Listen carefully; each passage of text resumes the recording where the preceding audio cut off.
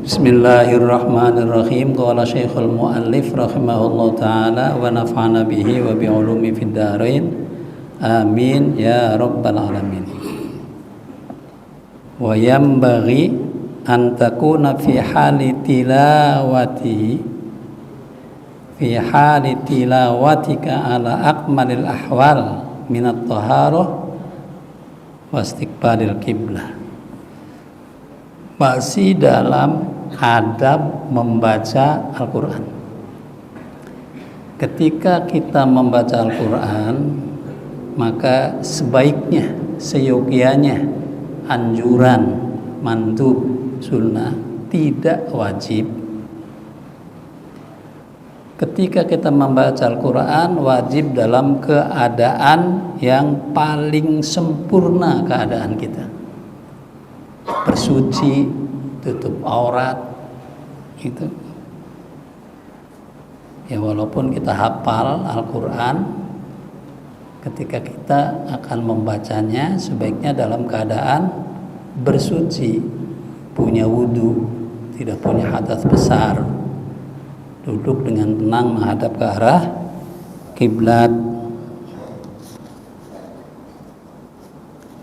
ya, bersuci, wastiqbalil kiblati, dan menghadap ke arah kiblat. Yakunul wasukunul jawarih, dan seluruh anggota badan kita dalam keadaan tenang, tumaninah, memperhatikan apa isi bacaan, apa pesan yang ada di dalam ayat yang sedang kita baca itu. Nah, ini adab, hanya anjuran, sunnahnya seperti itu. Artinya tidak wajib ya kita baca Al-Quran udah dapat pahala, walaupun tidak dalam keadaan yang seperti tadi. Kita hafal surat Yasin umpamanya, kemudian kita baca surat Yasin ini menghadap kemana saja, dalam keadaan artinya tidak punya berwudu pun mendapatkan pahala. Tapi tentu saja pahala orang yang melafadzkan ayat-ayat suci Al-Quran antara yang berwudu dengan yang tidak berwudu itu pahalanya beda. Kalau kita baca dalam keadaan punya wudu, duduk di luar sholat, satu hurufnya mempunyai nilai 50 hasanah, 50 kebaikan. Jadi seolah-olah kita setiap huruf yang kita baca itu berpahala, bermuatan pahala 50 kali kebaikan. Kebaikan itu seperti sholat, puasa, atau birrul walidain, semua yang baik-baik. Dan 10. Jadi 50 kalau tidak kalau punya wudu. Kalau punya wudu gitu. Tapi kalau tidak punya wudu, hanya punya nilai 10 kali kebaikan. 10, jauh antara 10 dan 50.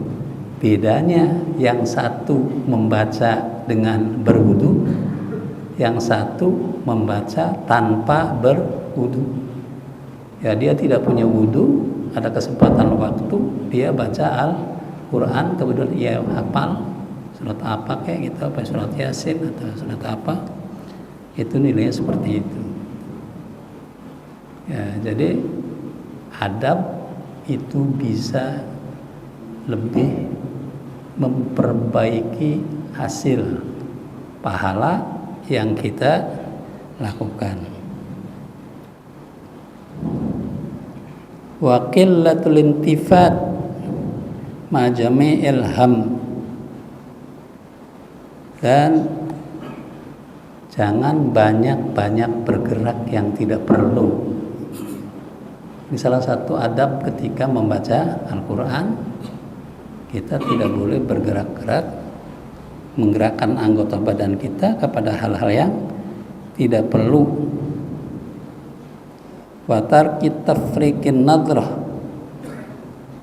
dan tarki tafriqin nadhr, artinya tidak mencerai-beraikan pandangannya, fokus pandangannya kepada bacaan yang kita baca.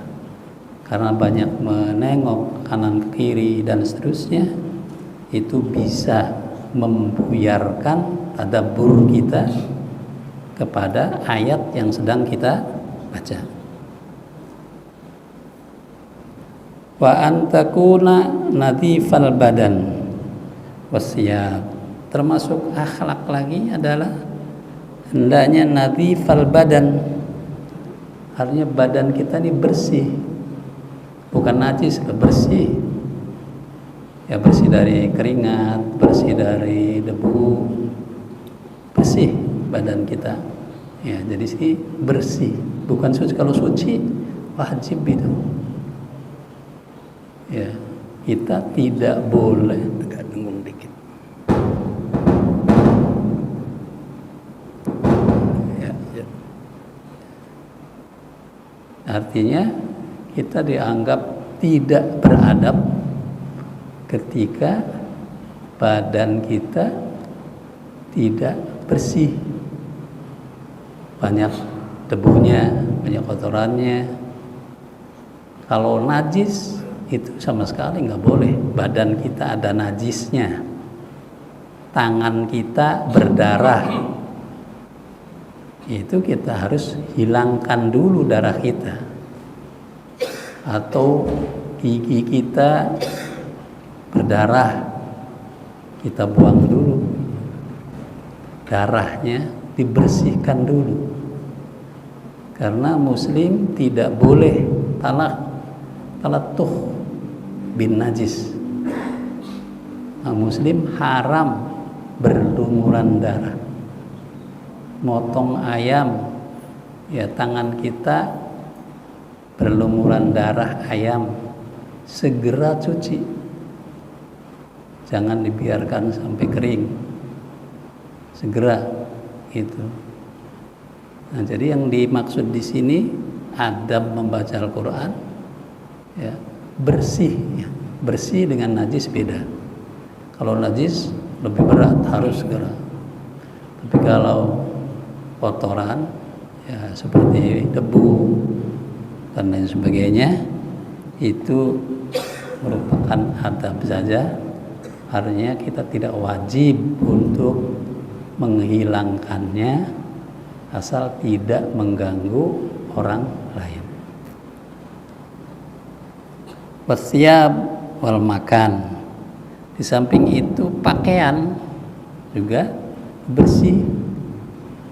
Jangan membaca Al-Quran dengan pakaian kotor, apalagi pakaian yang najis. Tempat di mana kita duduk juga harus bersih. Tidak boleh ada kotoran atau ada najisnya. Thayyibur raihah, nah, dianjurkan untuk wangi, harum badannya. Jadi ketika kita membaca Al-Quran, meskipun kita tidak punya wudu, sebaiknya anggota badan kita berbau aroma harum. Untuk menghormati Al-Quran, menghormati kalamullah, takriman wa tahriman. Ya. Wa hadza huwal akmal al-afdal. Cara-cara yang sudah disebutkan ini merupakan cara-cara yang paling sempurna dan paling utama. Walau annal qara'a wa muqtithun wa ghairu mustaqbil qiblah aw qa'imun aw sa'irun aw muttaji'un jaza dzalik.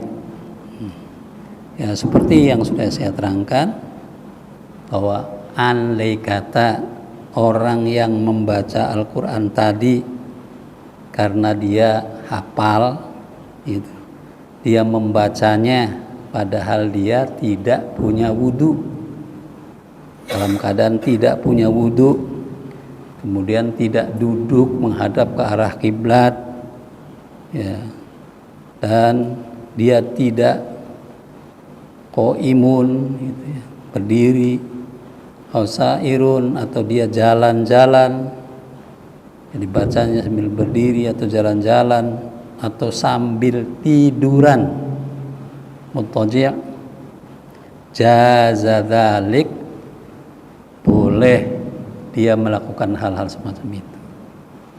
Artinya bukan wajib, yambaghi artinya sebaiknya, anjuran.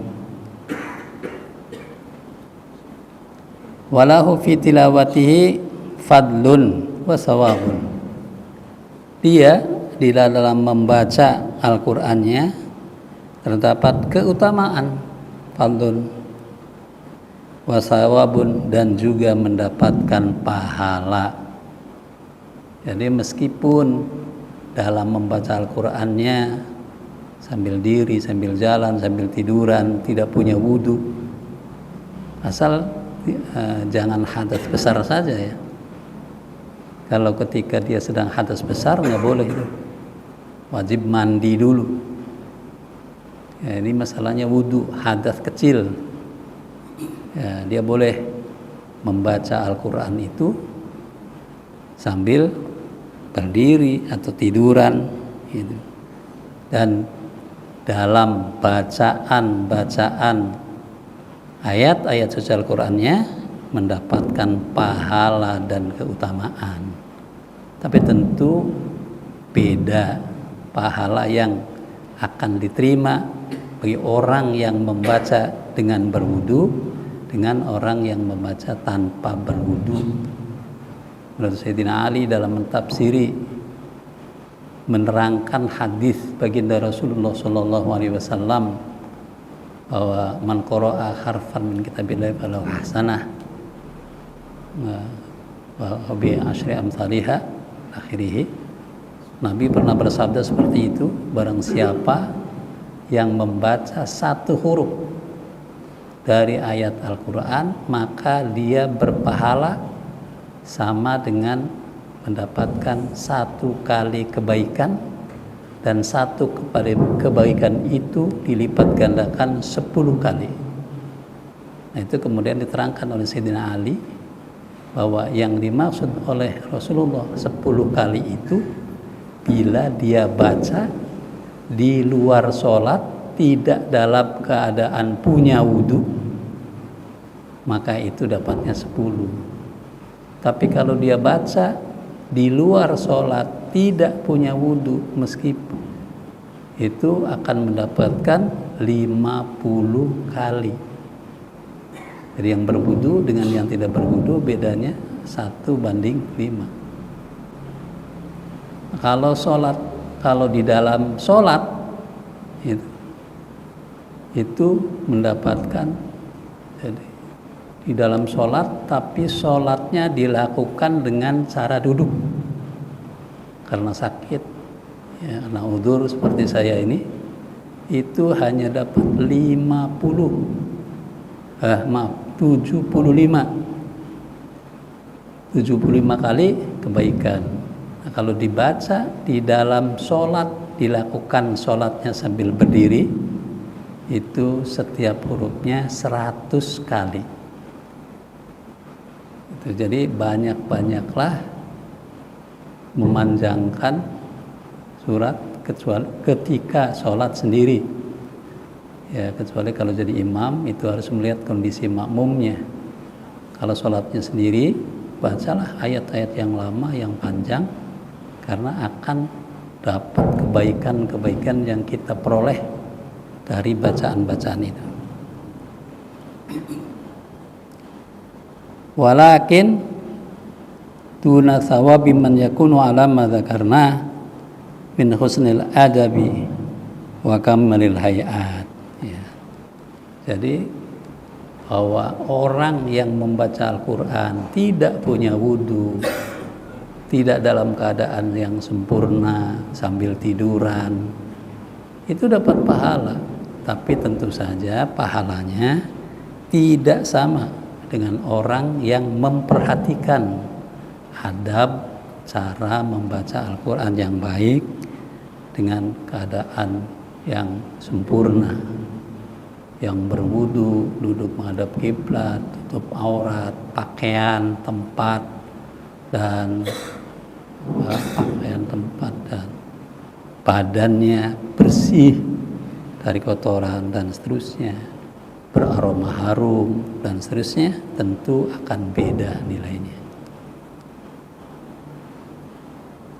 Tsuma'lamu, kemudian ketahuilah oleh kalian semua rahimakumullah, mudah-mudahan Allah senantiasa memberikan rahmat kepada kita semua, anna qari al-Quran, bahwa sesungguhnya orang yang membaca Al-Quran wa hafadhahu, dan hafal Al-Quran, indallahi bimakanin, di sisi Allah dia mempunyai kedudukan istimewa.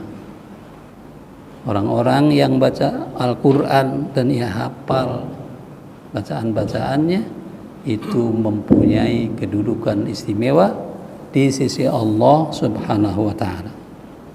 Qala alaihi salatu wassalam, bersabda Nabi alaihi salatu wassalam, alladzi yaqra'ul Qur'an wa huwa bihi mahir ma safaratil kiramil bararah.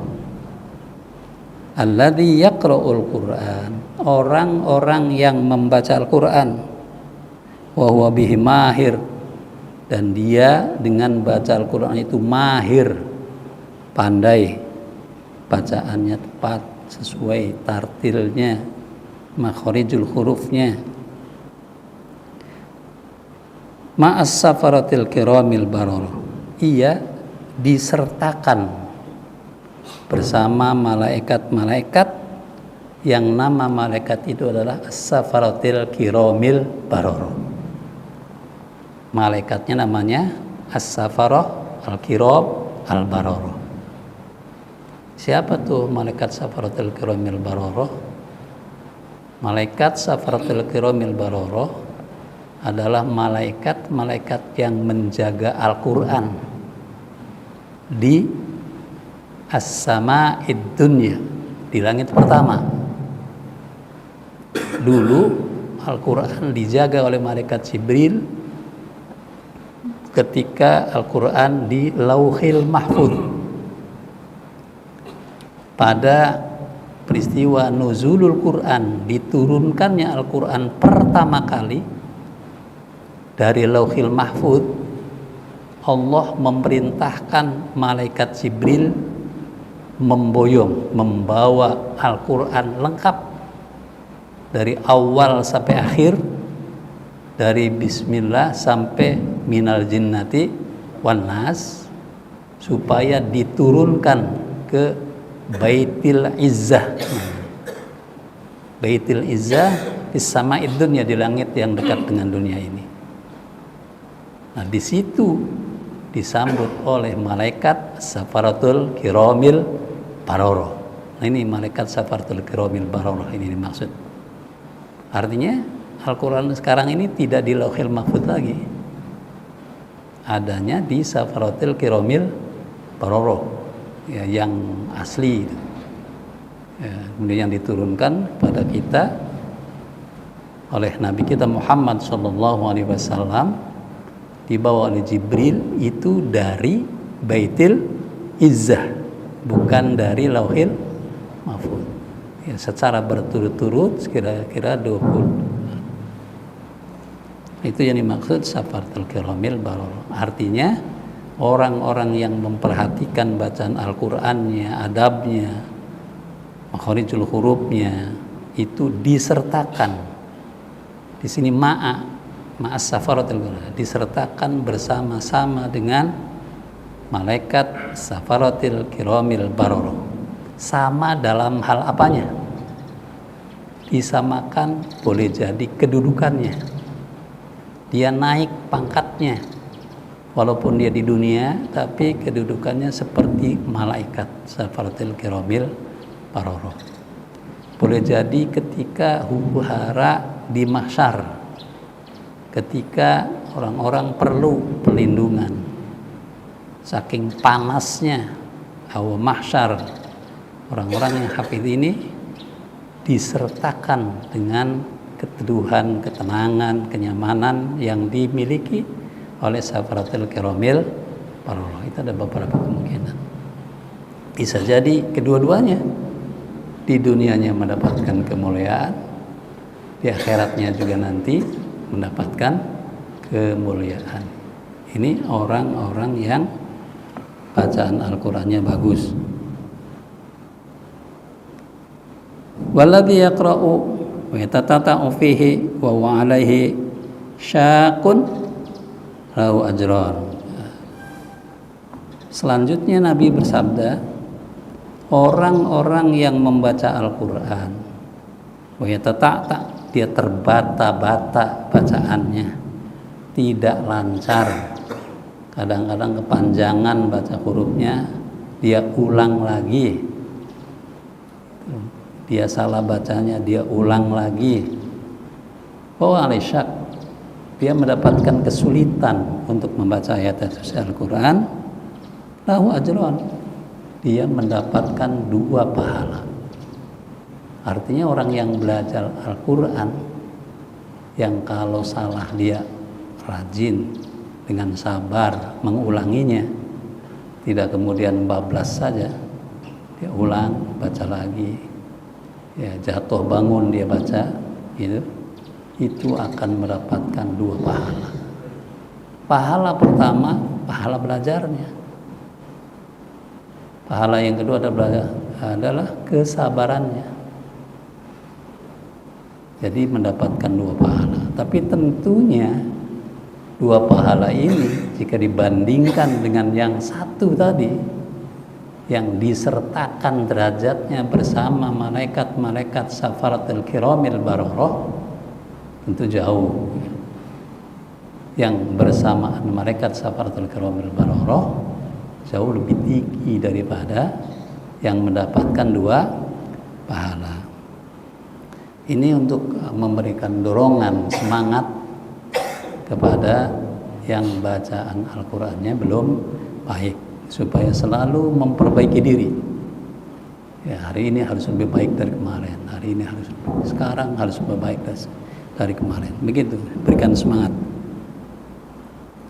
Wa qala alaihi salatu wassalam, dan bersabda oleh Nabi alaihi salatu wassalam, ahlul Quran hum ahlullahi wa khassatuhu. Ahli Al-Quran, orang-orang yang suka membaca Al-Quran, sekalipun bacaan Al-Qurannya itu jatuh bangun, ya tata'ta wa alaihi lamsyak, dan mendapatkan kesulitan-kesulitannya, itu disebut ahlullah, keluarganya Allah. Ahlu Allah dianggap sebagai keluarga Allah, maka dia adalah wa khassatuhu, merupakan orang-orang keistimewaannya.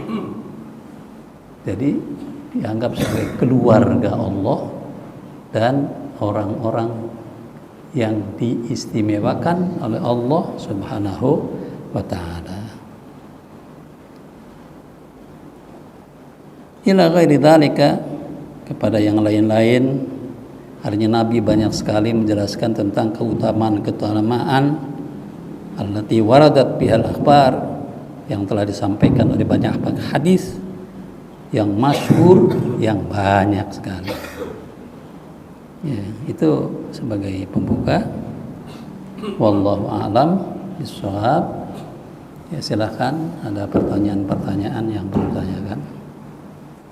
Saya terima kasih Pak ada membaca Al-Quran, ada yang haram, ada yang sunnah Ya. perlu kita lakukan. Silakan ada yang mau bertanyakan. Ya, ada 2 pertanyaan, Pak Gatot dan Pak Hamdizan. Terima kasih. Assalamualaikum warahmatullahi wabarakatuh, Ustaz. Waalaikumsalam. Pertanyaan pertama, hanya ini boleh dari pilih 1 ya, 3 boleh ya? Boleh. Satu. Ya gitu. Satu dulu Pak, nanti yang lain nggak ada baru Pak. Ustaz, apakah boleh ataukah adabnya kita mau membaca Al-Quran itu pakai niat dulu? Misalnya gini, kita mau baca surat Al-Waqiah nih, Ya. kalau kita niatkan untuk orang tua atau untuk diri kita atau siapa, Ya. apakah itu perlu disampaikan dalam hati kita niat itu atau bagaimana? Apa kita baca aja? Benar kan? Tanya lagi nih, yang lain yaudah. Ya, baik. Ya, silakan langsung Bapak. Baik. Ya.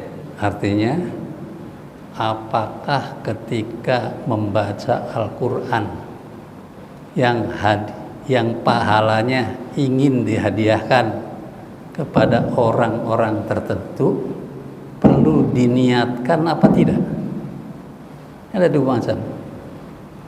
Apabila kita membaca Al-Quran yang akan kita hadiahkan kepada orang tua kita, orang tua kandung kita, maka secara otomatis tanpa kita niatkan pahalanya akan sampai kepada orang tua kita.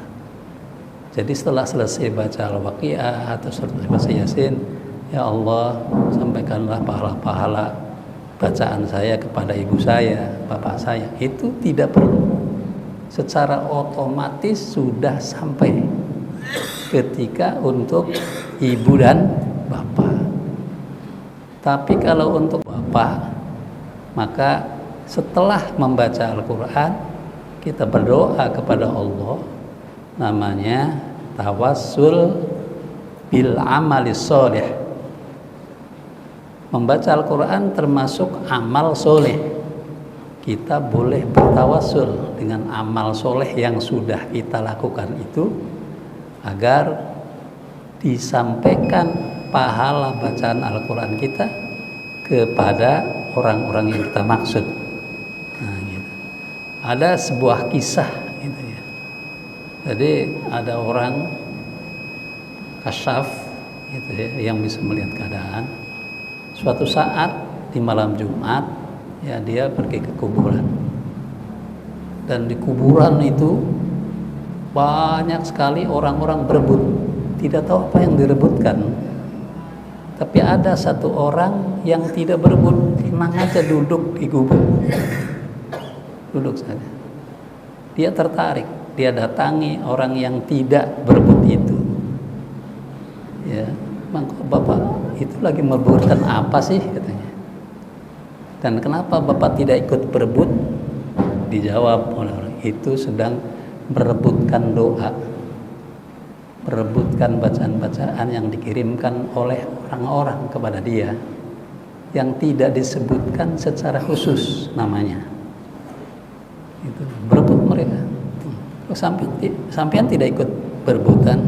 Alhamdulillah, saya punya anak hafidz Al-Quran dan selalu membaca Al-Quran. Walaupun dia tidak menyebutkan khusus untuk saya, selalu datang. Gitu. Nah, beberapa tahun kemudian dia datang lagi ke kuburan itu, dia lihat orang tua itu berebut, yang tadinya tidak berebut itu, dia ikut berebut. Akhirnya ditanya, kenapa Bang? Kenapa sekarang ikut berebut? Inna lillahi wa inna ilaihi raji'un. Anak saya telah meninggal dunia, jadi nggak ada lagi yang bacain Al-Quran. Jadi saya ikut berebut seperti orang-orang yang karena tidak disebutkan namanya tadi. Itu namanya siapa? Ahmad, di sana jual di pasar itu dicek, dicari oleh ulama itu, dan betul didapat bahwa anak itu sudah meninggal setengah tahun yang lalu. Yaitu untuk memperkuat bahwa semua amal yang dilakukan oleh anak itu akan bermanfaat untuk orang tuanya, begitu juga amal buruknya. Amal-amal buruknya diperlihatkan kepada orang tuanya. Walaupun orang tuanya itu tidak merasa sedih itu kalau melihat anak-anaknya melakukan hal-hal yang buruk. Itu jadi ada 2 macam. Terima kasih. Silakan kalau masih ada lagi. Mengganggu kelihatannya nih. Oh iya.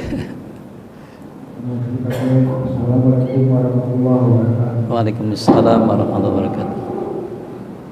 Ini terkait saya mengikuti satu diskusi di agama dan sampai membahas mengenai Alkitab dan juga Al-Quran. Salah seorang narasumber dia adalah mu'alaf yang tinggal di Amerika. Kemudian dia mengatakan bahwa Al-Quran itu diciptakan oleh Allah sebelum diciptakan yang lainnya. Kemudian Al-Quran disimpan di Lauh Mahfuz dan kemudian diturunkan secara perlahan dengan memerintahkan malaikat Jibril untuk disampaikan kepada Muhammad SAW. Itu informasi disampaikan. Pertanyaannya apakah itu valid? Assalamualaikum warahmatullahi wabarakatuh. Assalamualaikum warahmatullahi wabarakatuh. Ya. Jadi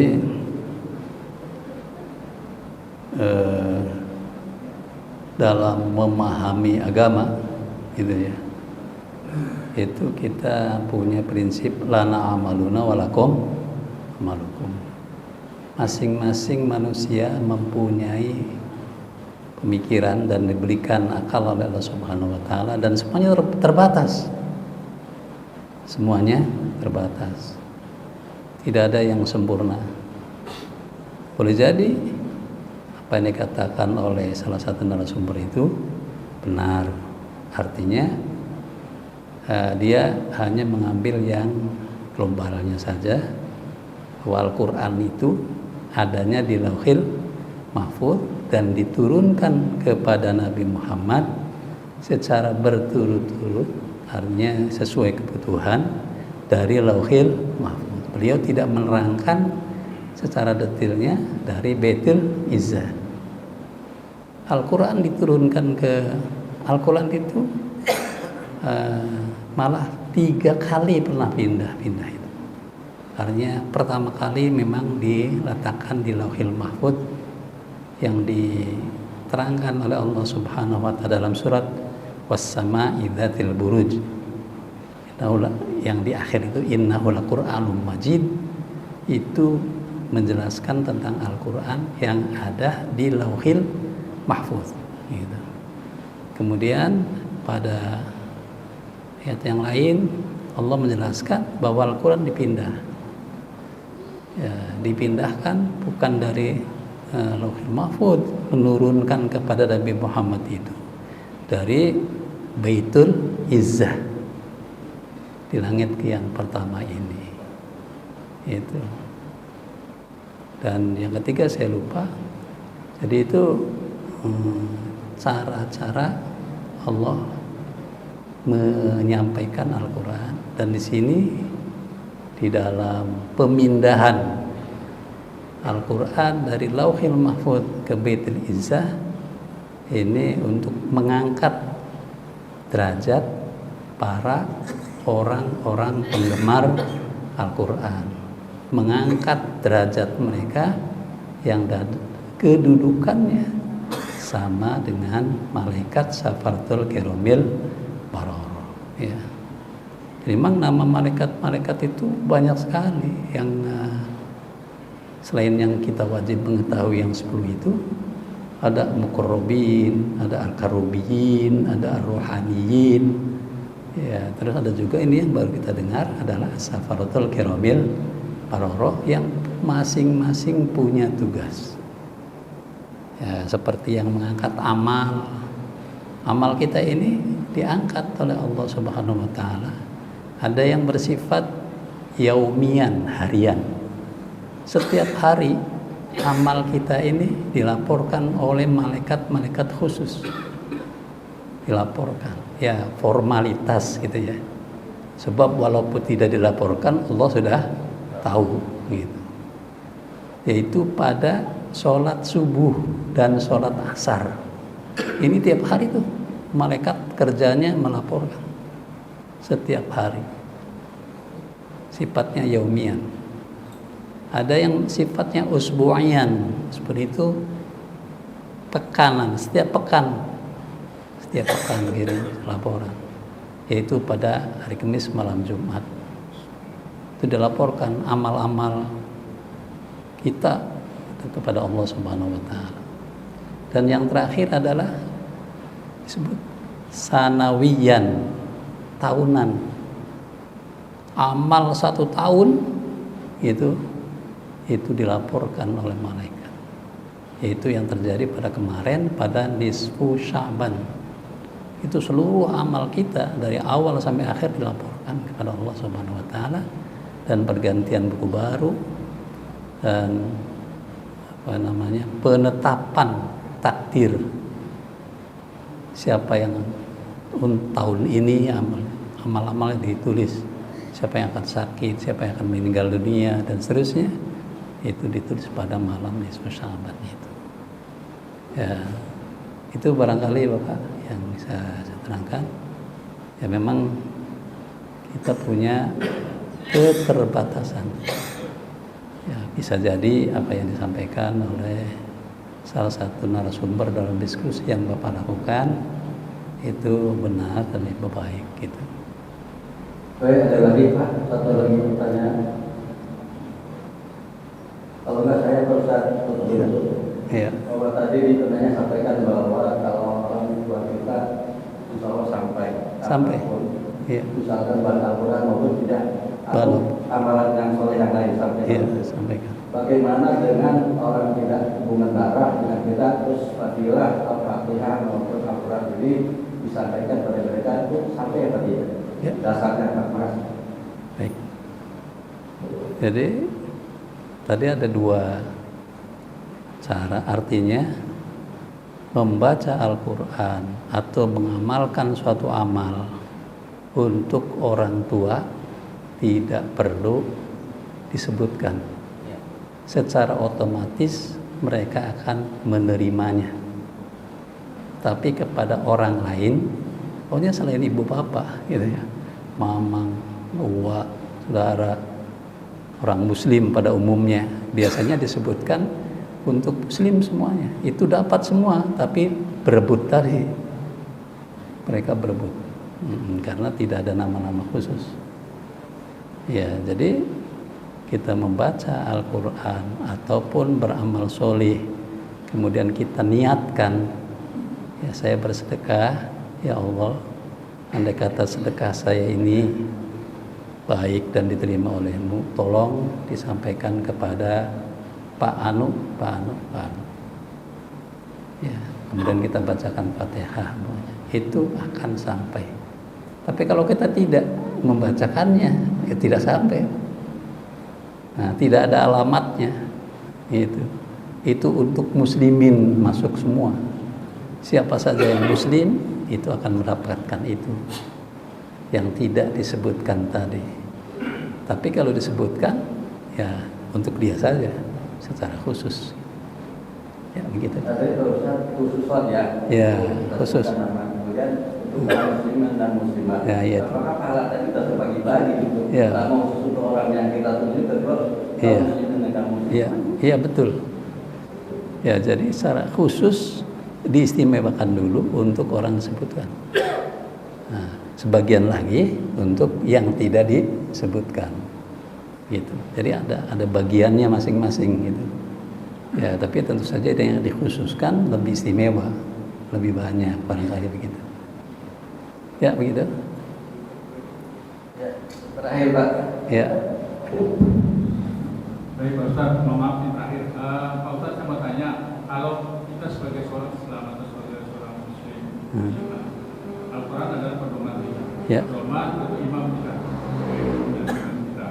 Nah ini berkaitan dengan bagaimana penempatan Quran yang baik. Kita lihat misalnya contoh di beberapa masjid atau di masjid. Apakah standar penempatan Al-Quran itu boleh-boleh saja, biasa-biasa saja, seperti ini cukup rapi, cukup bagus, ataukah perlu lagi yang hal-hal yang kira-kira misalnya perlu di tempat yang layak, yang seperti apa? Bagaimana kan? Dan begitu juga misalnya kaitan penempatan Al-Quran itu di rumah, ya kan? Kadang-kadang kita menempatkan Al-Quran asal taruh aja di meja, asal taruh. Nah, ini bagaimana menghormati Al-Quran adalah imam kita. Itu Bapak. Terima kasih. Assalamualaikum warahmatullahi wabarakatuh. Itu bagian daripada adab terhadap Al-Quran. Ya. Al-Quran adalah kalamullah al-munazzal ala Muhammadin sallallahu alaihi wasallam biwasitati Jibril min surat al-Fatihah ila surati An-Nas al-muta'abbad bitilawatihi. Quran adalah kalamullah yang diturunkan oleh Allah Subhanahu wa taala lewat malaikat Jibril, yang tertulis di dalam mushaf yang diawali dengan bismillah, diakhiri dengan qul a'udzu birabbin nas, yang membacanya mendapatkan nilai pahala al-muta'abbad bitilawati, walaupun kita tidak niat. Jadi kita begitu membaca Al-Quran langsung mendapat pahala walaupun kita tidak niat. Itu lain tadi yang disampaikan kepada pahala disampaikan itu. Artinya kalau kita baca Al-Quran secara otomatis kita dapat. Beda dengan sholat, kudu niat dulu. Puasa harus niat dulu. Kalau kita tidak niat dalam puasa kita, maka kita tidak dianggap berpuasa. Dan niat puasa itu harus malam hari, tidak boleh siang hari. Kalau lupa, dendanya dia haram makan sepanjang hari, dianggap seperti orang puasa, tapi tidak puasa. Di lain bulan nanti wajib mengqadha. Begitu juga yang lupa niat atau yang makan karena tidak udzur, tidak ada udzur, dia batal puasanya, maka seketika itu juga dia haram makan, haram minum, dianggap sebagaimana orang puasa, tapi dia wajib mengqadhanya. Kecuali yang udzur, sakit, tidak kuat karena terlalu tua dalam perjalanan, itu namanya karena udzur. Dia boleh makan, bahkan dalam satu kaul dia lebih baik makan daripada tidak makan. Artinya mengambil rukhsah Allah. Allah memberikan rukhsah kepada kita, memberikan kemurahan dan kemudahan, kita mengambilnya dengan takriman, memuliakan kepada Allah Subhanahu wa taala. Itu akan lebih baik daripada dia bertahan dalam perjalanan yang sangat melelahkan kemudian dia tidak makan. Gitu. Tapi dalam membaca Al-Qur'an tidak perlu niat.